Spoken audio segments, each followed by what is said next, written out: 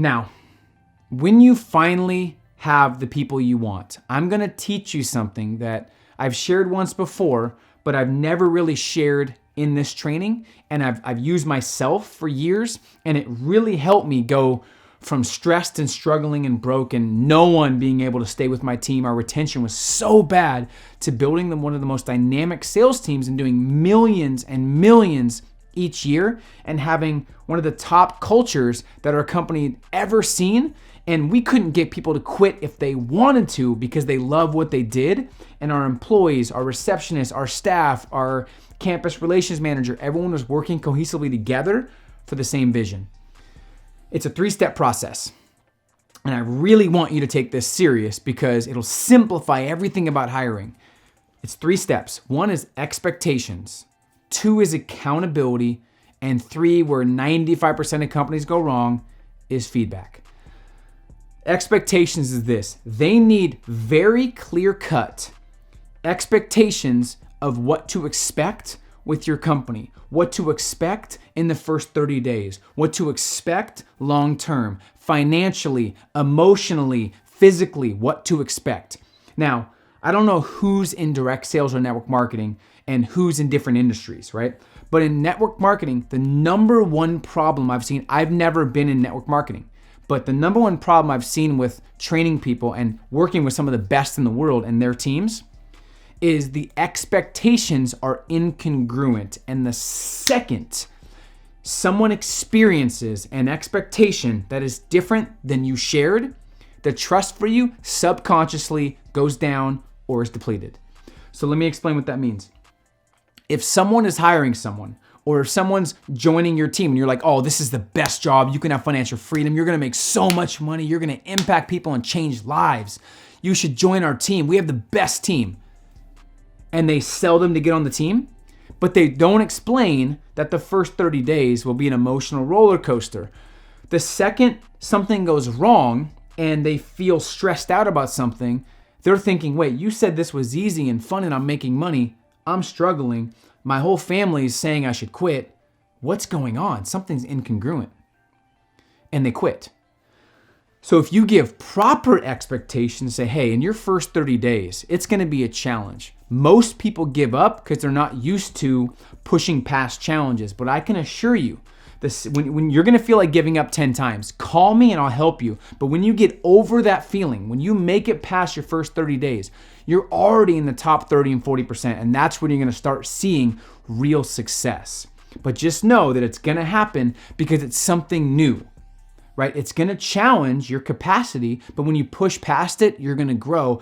That's why we have such an amazing team. Think about society. Most people are struggling. Most people have a job they hate. Most people don't have financial freedom because when they go through a challenge, they give up and they quit. And when you give up, you subconsciously, it's easier to give up next time. And most people give up on everything. So I don't want you, Justin, Nancy, Brittany, I don't want you to give up in the first 30 days. It is going to be tough, but I assure you the rewards will exponentially expand that. But I'm sure the rewards will top those challenges tenfold. Now, see the difference there? Same person, same position, different expectations, different results. Now, when that person goes through a challenge, they go, Peter told me I was going to struggle. He told me I was going to feel like quitting. He told me my family would tell me to quit because they're not used to entrepreneurship or sales. They're used to stability, right? They told me this. I'm not going to fold. I'm just waiting for those 30 days to be up so I can see real results. Giving them proper expectations. So when I ran a sales team, I would tell people, hey, if you want to break records, everyone says they do, but most don't actually want to put in the work and sacrifice. If you want to break records, this is exactly what it's going to take. If you want to make this much money, $3,000 your first 10 days, this is what it's going to take. It's going to take 100 phone calls a day. It's going to take being in the office early, leaving late. It's going to take you going on a money-making vacation, not seeing any of your friends for 10 days. Now, I don't care if you don't do this, but don't tell me you want this, and then this is your action, and get confused when your result's here. So I always gave people expectations. So if 100 people told me, hey, I want to break your company record. Well, that's great. No problem. come here tomorrow at 7 a.m. and I'll help you. Most don't show up. But if I give exact expectations, 5 or 10 will actually take that action. And of course they get the reward, but it's giving people proper expectations. Most people you hire that you've hired, you're confused why they quit or why they don't respect you. You're not giving them proper expectations. Number one. Number two, accountability. Have an accountability system in place that checks their KPIs, their key point indicators, or their result focus, or movement drivers is what we call them. So for our receptionists, we had specific accountability sheets. How many people did they call? How many showed up to the interview?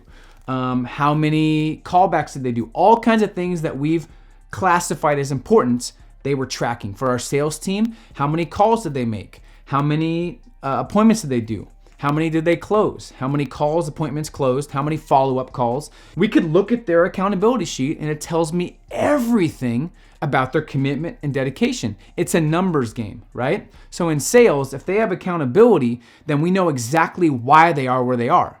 And then we can figure out what to work on. So whether you have a receptionist, whether you have a general manager, an account manager, an accountant, a sales team, a videographer, an editor, if you just have accountability that helps them stay consistent, you're ahead of the game. Lastly, where most people skip out or cut corners is feedback. So once they have expectations, then there's accountability on to make sure they're consistent.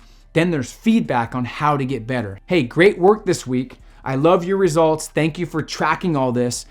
I noticed that you told me you wanted blank blank. Well, these three things, how many calls you made wasn't enough to hit that goal. So I don't want you to be hard on yourself because you didn't sell enough. You just didn't make enough calls. That's it. So maybe the leads are the problem. We can help you with that. So now you're giving feedback based on what they want, based on what they told you. Now, when you're giving feedback, you have to have philosophies that they don't know about, but that are ingrained in your culture. So one is self-sufficiency. So when I'm giving people feedback, I'm teaching them how to be self-sufficient versus needing me. So if they need help with something, I teach them how to get the best training, how to research, how to be a problem solver. And I tell them, anytime you have a problem, anyone can bring me problems. I want you to be a solution-focused person. I want to help you develop to become a leader so you don't need me eventually. I want you to be more self-sufficient. So whenever you have an issue, bring me 2 solutions. So I'm giving feedback on their accountability based on my expectations.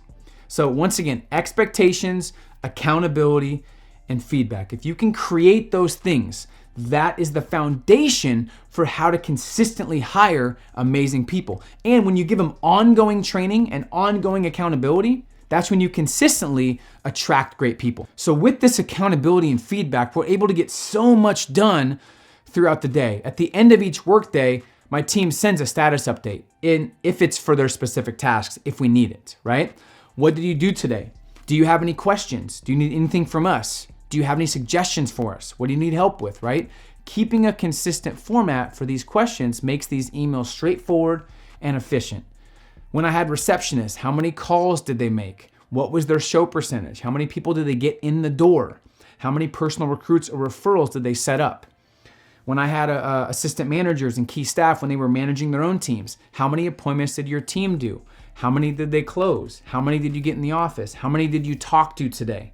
Right? How many people sold over blank? And there was specific things they had to send me that were proven to get results that could tell me everything about their activity and their effort that week without them talking. It's like a sales rep having a box that says, how many calls did you make? And they start telling you a story. Well, no. We made these boxes so small that a story couldn't fit. Just a number. And the number tells me everything about their effort. See, you want to simplify business to what really matters. And you want to hold people to high standards because that's what leaders do. Lastly, never settle. A lot of people settle for okay people because they've given up on A players because it's not easy to find. But when you find them, you find your superstars, it's a game changer. I forgot one thing. Do you guys mind if I give you a little extra bonus tip? Something to do in interviews with A players is you tell them, I don't think you're an A player. I don't think you're a good fit, to be honest. I don't think you would perform like we want you to. Now, 9 out of 10 people will go, okay. and they'll put their tail between their legs and they'll walk out or they'll hang up, no problem. But an A player will go, excuse me? What? I for sure can do what you want me to do. Let me show you how I can do it.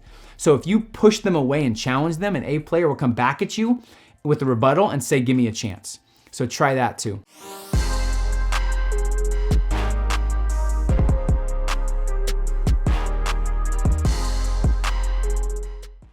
Hey, what's up? And thank you for watching this video. If you enjoy this video and this content, make sure you hit the subscribe button below, put the notifications on, and I assure you, you'll love this content and these videos.